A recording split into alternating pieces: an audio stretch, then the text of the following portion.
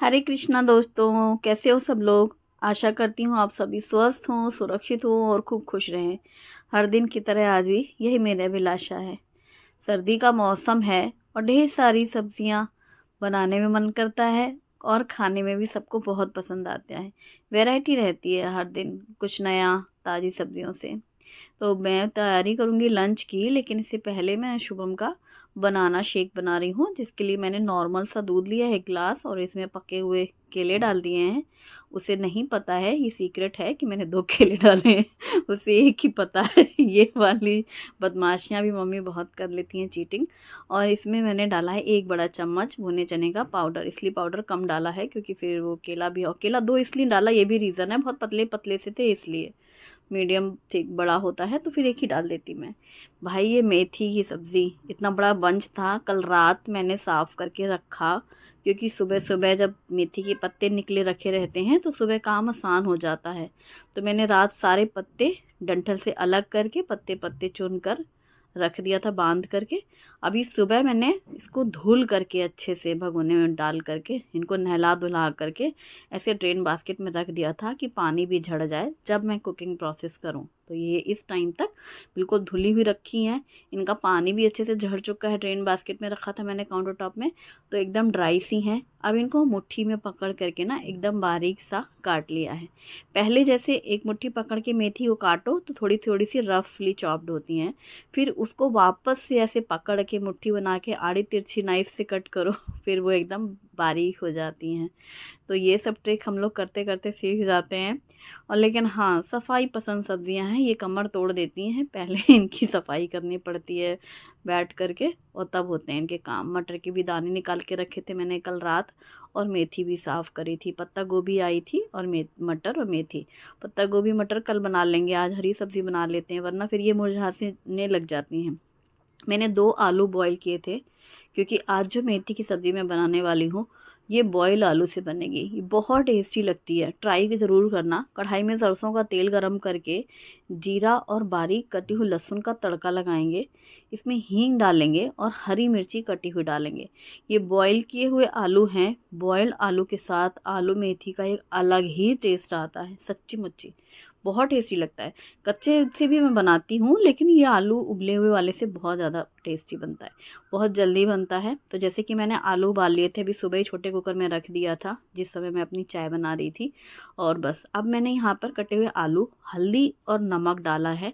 अच्छे से आलू को फ्राई कर लेंगे। उबला हुआ आलू जब हम तेल या घी में फ्राई करते हैं, बढ़िया बढ़िया सा फ्राई हो जाता है, वो पहले से पका हुआ है, बॉयल है। अब जैसे ही आलू हमने सिर्फ फ्राई ही किया है हल्दी नमक डाल करके, ढेर सारी लहसुन के साथ जीरा और ये हींग, और ये एकदम सिंपल सी बिना मसाले की सब्ज़ी होती है। फिर इसमें इतनी सारी मेथी थी, जो आपने देखा है कम से कम 3-4 मुट्ठी भर भर के थी। वो सारी मेथी बारीक कटी हुई डाली। वो जैसे ही उसको मिक्स किया ना, वो एकदम से सॉफ्ट हो जाती है। और 2 आलू में ये पूरी मेथी अच्छे से मिक्स करके भून लिया है।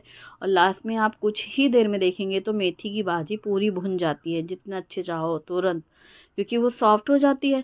और आलू पहले से ही ऑयल में डाले थे तो वो फ्राई से हो गए थे, वो बॉयल थे तो वो पके हुए रहते हैं, बिल्कुल टाइम नहीं लगता। और इसमें एक अलग ही सोंधापन होता है। उबले हुए आलू की जो बॉयल आलू की सब्ज़ी बनती है ना, सूखी सब्जियाँ, वो एक सोंधापन है इसमें, बहुत टेस्टी, जल्दी बन जाती है और ये अलग टेस्ट देती है। और जो कच्ची आलू की मेथी बनाएंगे ना आप सब्जी, वो आलू ऐसे कच्चा आलू का टेस्ट अलग आएगा। तो एक बार अगर आपने कभी नहीं ट्राई किया है तो मेरे कहने से एक बार ट्राई करना, बहुत पसंद आएगी आपको। और लंच में बनेगी सूखी सब्जी तो दाल तो बनेगी ही, और दाल कौन सी बने बस ये चेंज होता है रोज़। तुअर दाल, मूंग दाल, मसूर दाल, चना दाल और उड़द दाल, ये 5 दालें रेगुलर चेंज होके बनती हैं और कभी कभी मिक्स होके बनती हैं। तो आज मिक्स बना रही हूँ। ये मैंने एक डब्बे में 5 तरह की दालें इक्वल पोर्शन में ले करके मिक्स करके भर के रखा है। ये मैंने दाल ली है, इसको धुल लिया है और इसमें हल्दी, नमक, धनिया, मिर्ची और 1 बड़ा चम्मच घी डाला है। 1 टमाटर भी काट के डाले हैं 4 पीसेस करके। पानी डाल दिया और कुकर बंद कर दिया।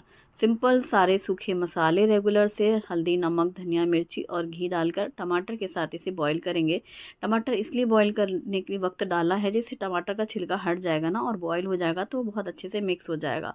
फिर एकदम नॉर्मल सा तड़का लगाएंगे और देसी स्टाइल दाल तैयार हो जाएगी। दूसरे कुकर में मैंने यहाँ पर राइस वॉश करके साफ़ पानी डाल करके इसमें नमक और घी डाल करके कुकर बंद करके रखा इसके बाजू में, यानी दाल राइस दाल चावल ऐसे खुश हो जाएं कि अच्छा तुम भी आ गई हो लाइन में।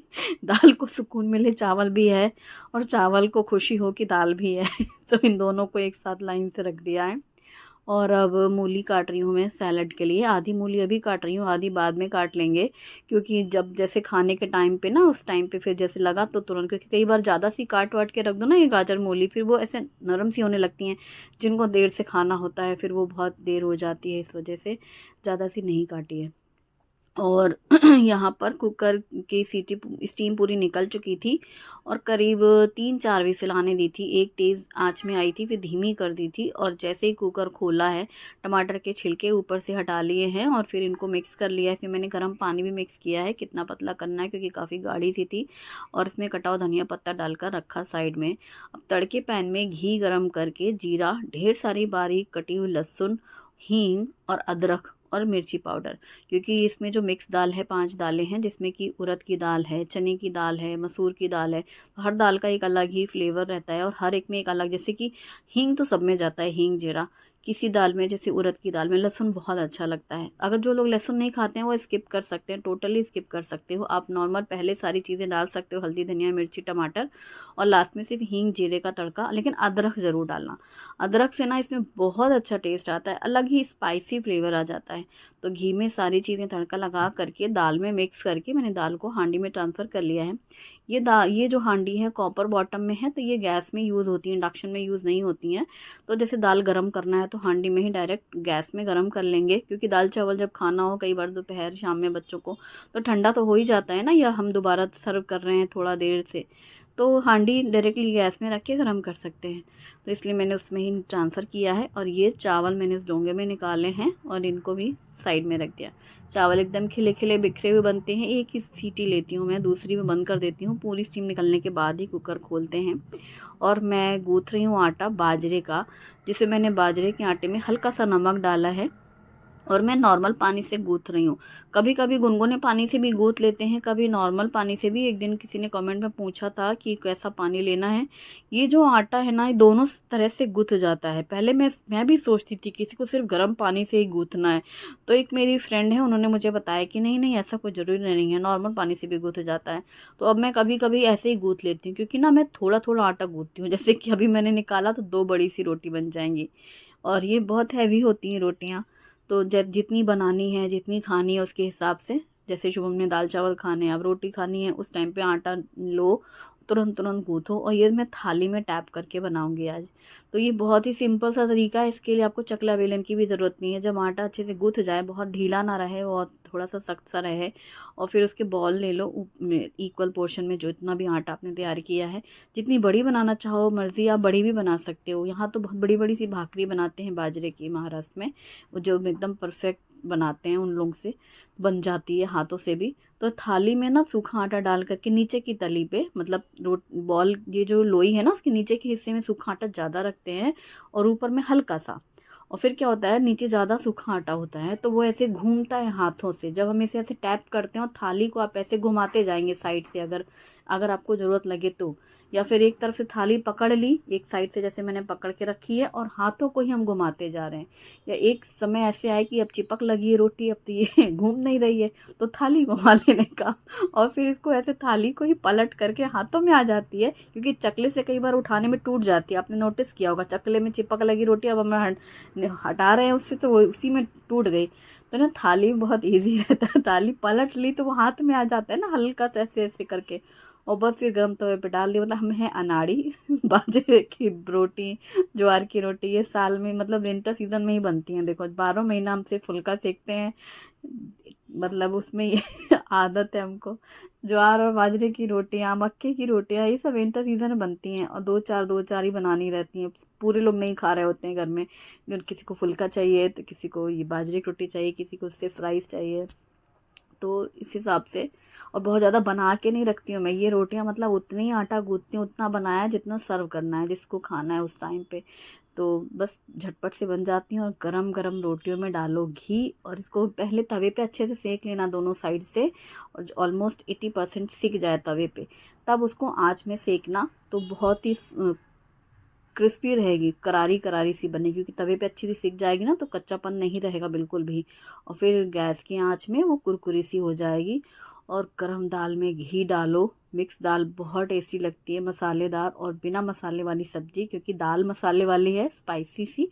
और एकदम सिंपल सी सब्जी है, सिर्फ हल्दी नमक और मिर्ची वाला टेस्ट है आलू मेथी की। और ये बॉयल आलू के साथ मेथी का अलग ही टेस्ट लगता है, टेस्टी लगती है। और बच जाए ये सब्जी तो उबले हुए आलू को मैश कर लेना है और फिर पराठे बना लेने हैं, वो भी मस्त लगता है।